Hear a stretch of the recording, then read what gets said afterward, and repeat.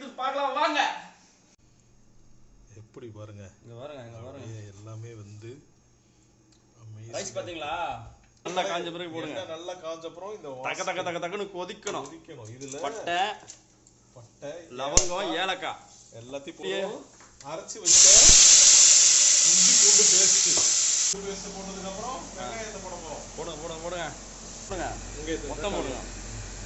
தக்காளியே போட்டுருங்க. அப்படியே வதக்கிட்டே இருக்கணும். உப்புலாம் இப்போ இல்லை, கொஞ்சம் கலரி விட்டிங்கன்னு வச்சுக்கோங்க, பர்ஃபெக்டாக இருக்கும். இவன் அப்படியே வந்து அப்படியே சதர்லாம் வருவான், நல்லா கிரேவி தொக்கு மாதிரி வருவான். அப்படியே நல்லா கலரி விட்டுட்டே இருங்க கொஞ்ச நேரம். சரிங்களா? அடி முடியாமல் இருக்குது மட்டும். மீடியம் வச்சுக்கோங்க. ஆக்சுவலாக ஸ்டவ்வை மீடியம் தான் இருக்குது. ஆக்சுவலி நான் செட் பண்ணிட்டேன். மீடியம் தான் இருக்கேன். அவங்களுக்கு சொல்கிறேன். ஓகே மனசில் ஆயா. சரி சாம்பார் செய்ய நேரத்தில் என்னங்க பேசிக்கிட்டு சொல்கிறது மலையாளம் ஆகி. சரி வெரி பேட் பாயாக இருக்கீங்க.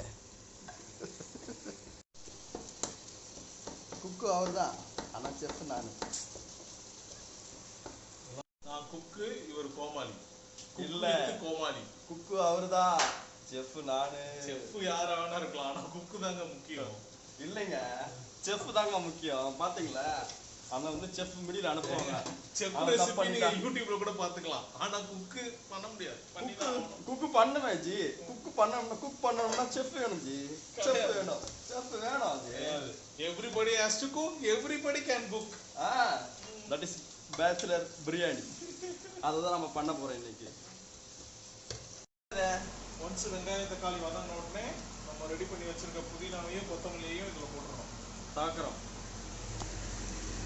காமிங்க.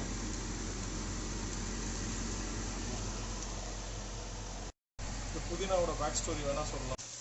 எப்படி ஆச்சு பாருங்களா, நல்லா கட்டியா கிரேவி சூப்பராக வந்துருக்கு பாருங்க.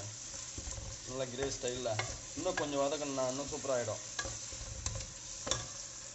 இங்கே அண்ணா அடுத்ததுண்ணா, அடுத்து வந்து இப்போ புதினா வதங்கிச்சா, அதுக்கப்புறம் கொஞ்சம் எடுத்து தயிர் கொஞ்சம் ஆட் பண்ண போகிறோம்.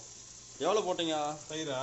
ஒரு ஹாஃப் கப் போட்டுருக்கீங்களா? கப் ஆஃப் தயிர் போட்டிருக்கோம். அது காமிங்க, கையாக மறைக்குது பாரு. க்ரீமி தயிர்.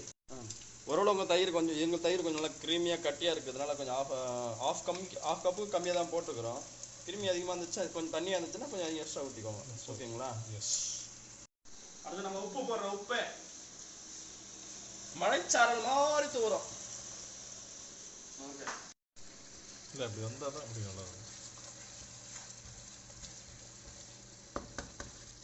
ஓகே, கட்ட மிளகாத்தூள். அடுத்தது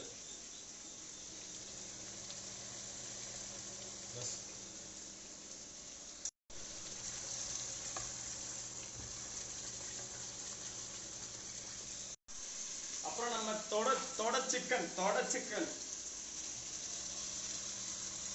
நல்லா எவ்வளோ பெஸ்ட் பாருங்க.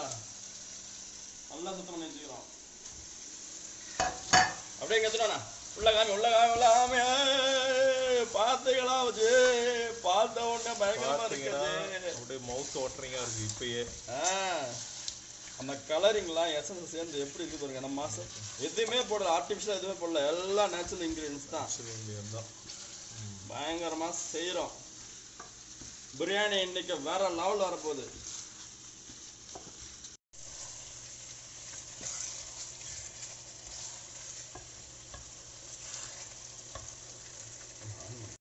இப்போ பார்த்தீங்கன்னா அப்படியே மசாலாலாம் ரெடி ஆகி சிக்கனோட பிளண்ட் ஆகி பார்க்கவே ஆசையாக இருக்கிறது. ஓகே, ஸோ இதோட ரைஸ் இறக்கிற ஒன்றி தான்.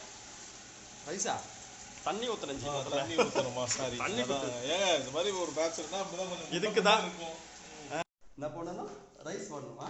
ரைஸ் பார்த்தோம்னா சுடு தண்ணி காய வச்சு ஊற்றணுங்க. அதில் சுடு தண்ணி ஊற்றணும்.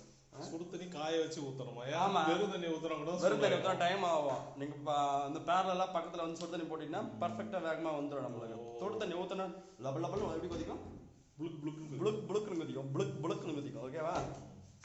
இப்போ 1 டம்ளர் அரிசிக்கு 1.5 டம்ளர் தண்ணி, அது மாதிரி கணக்கு பண்ணி 2 டம்ளர் அரிசிக்கு சுடு தண்ணி வச்சிருக்கோம். இப்போ பார்த்தீங்கன்னா நல்லா சுடு தண்ணியை காய்ச்சி இதில் ஊற்றனோடனே அப்படியே கொதிக்குது பாருங்க. நல்லா புளக்குன்னு தண்ணி ஊற்றின உடனே கொதிக்குதா, உடனே நம்பர் ஊற்றுங்க. கவுருங்க கவருக்காச்சு. நம்ம உடனே வந்து அரிசியை போடுறோம். அரிசியை வந்து நம்ம வந்து 1 hour ஊற வச்சுக்கிறோம். 1 மணி நேரம் ஊற வைக்கிறோங்க அரிசியை. தோசைக்கல்ல ரெடி, பிரியாணி ரெடியா? தூக்குங்க சட்டிய. ஓகே வைங்க. இப்போ வந்து நம்ம பார்த்தீங்கன்னா அரிசி போட்ட உடனே அடியில் கல் வச்சிட்டோம். எதுக்காகனா இது வந்து இண்டக்ஷன் பேஸ் ஸ்டவ் இல்லைங்களா, மேலே மூடிங்க வச்சிருங்களா. இப்போ தனியாக வந்து தோசைக்கல்லை சூடு பண்ண அவசியம் இல்லை. இப்படி வந்து கொதிக்க சொல்ல இப்படி வச்சுட்டிங்கன்னா வச்சுக்கோங்க, அதுவும் சூடாகும், தோசைக்கல் சூடாகும். அப்புறமா கீழே பார்த்தா இந்த பேஸ் இருக்கு இல்லைங்களா எங்களுது, இது வந்து எப்பவுமே சூடாக தான் இருக்கும். நம்ம ஊர் பழங்காலத்து அடுப்பு மாதிரி சூடாக தான் இருக்கும். ஸோ இப்படி இருக்க சொல்ல தோசைக்கல் வந்துட்டு ரைஸ் ரெடி ஆனோடனே மேலே டக்குனு மூடிடலாம். அதுக்கு தான் வந்துட்டு நம்ம வந்துட்டு அரிசி போட்ட உடனே தோசைக்கல் அடியில் சொருவிட்டோம். இப்போ அடுத்த வேலையை பார்ப்போம். கேஸ் ஆஃப் பண்ணிக்கலாம். 8 நிமிஷம் ஆயிடுச்சு. இப்போ என்ன பண்ணலாம், இந்த தோசைக்கல் அடியில் இருக்குங்க இல்லையா, எடுத்துருவோம், மேலே வைங்க, அதுக்காக மூடி தோறுங்க. இப்போ என்ன பண்ணுங்க, இந்த பிடிங்க அப்படியே கொஞ்சம் உள்ள தள்ளிடுங்க. ஃபுல்லாகுது, உள்ள தள்ளிட்டு அப்படியே மூடிடுங்க. ஒன்றும் இல்லை. அந்த 8 நிமிஷம் தோசைக்கல் அடியில் இருந்துச்சு இல்லைங்களா, சூப்பராக சூடாயிடுச்சு.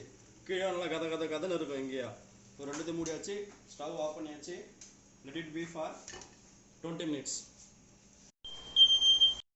கல்லை சூடு பண்ணல, அதனால பாருங்க போகாதி வாங்கிட்டு அலாரம் ஆரம்பிச்சிருச்சு. இந்த நாட்டிலே இதான் தலைவலி. ரெடி ஆயிடுச்சு. ஓப்பன் பண்ணுவோமா? தம் ஓப்பன் பண்ணுவோம். தம் ஓப்பன் பண்ணுவோம். ரெடி?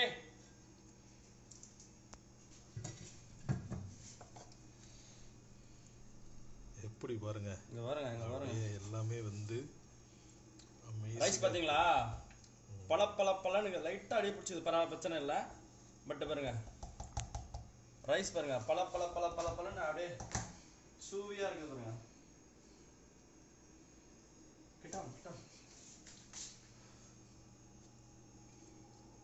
உடஞ்சிச்சா? நல்லா இருக்குது. பிரியாணினா நம்ம வீட்டு பிரியாணி இல்லைங்க, இது பேச்சுலர் பிரியாணி. எப்படி இது பார்த்தியா? பார்க்கவே செமையா இருக்கு. இதுக்கு மேல பொறுக்க முடியாது. வாங்க போய் சாப்பிடுவோம். சாப்பிடுவோமா? Bachelor biryani ready. Bachelor biryani ready.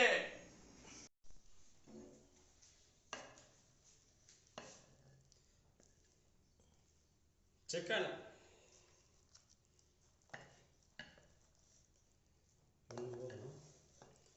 எல்லா பக்கமும் சிக்கனா பார்த்தா எப்படி?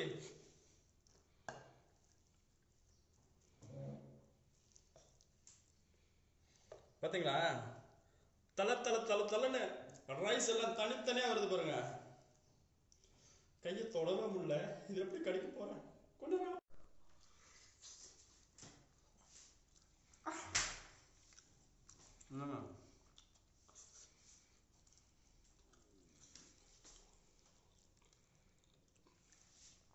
அவ்வளவுதான்.